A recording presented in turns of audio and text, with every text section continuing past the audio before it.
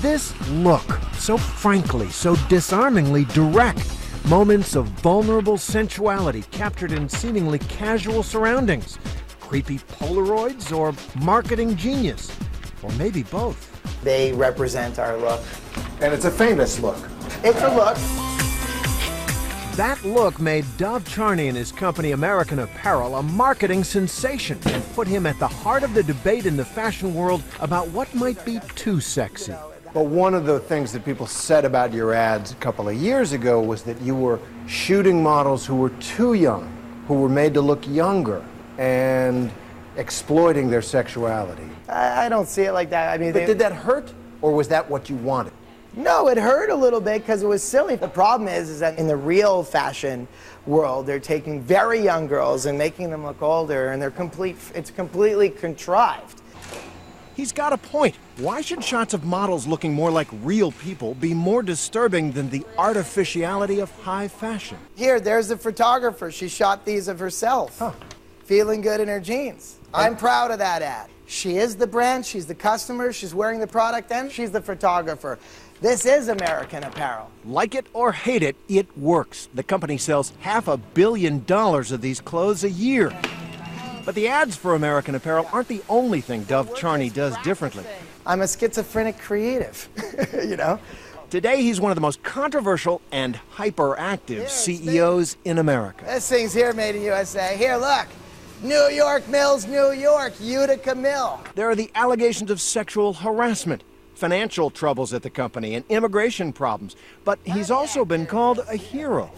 Yeah! Charney took us on a frenetic, high-speed tour of the American Apparel factory in downtown Los Angeles, and every hop, skip, and step of the way he was just reveling in the thrumming, throwback business of making stuff in America. We knit it, we dye it, we cut it, we sew it right here. This is pure America, this one. It is extraordinary in the 21st century USA.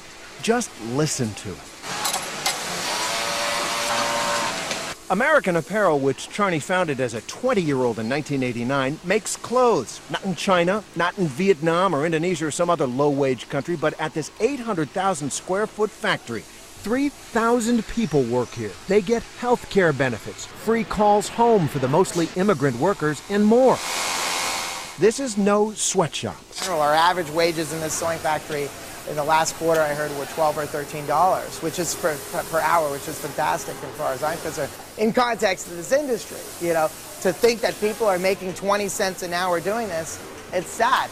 When you walk or run the factory floor with him, you see how Charney is involved in every aspect of this business. I'm not happy with something, so, you see, I'm not happy with the V. I know we can do better there. I don't like that. The garment business runs in Charney's blood. His grandmother was an immigrant seamstress in a factory in Montreal. When you look at some of the women employees, do you see your grandma? Absolutely. These people are no different. They're mothers and their fathers and their moms and dads, and they're part of the family. He's been called a hustler and a huckster, but there's something very real about Charney's passion. You love this business. I love this business. And so do a lot of people around me.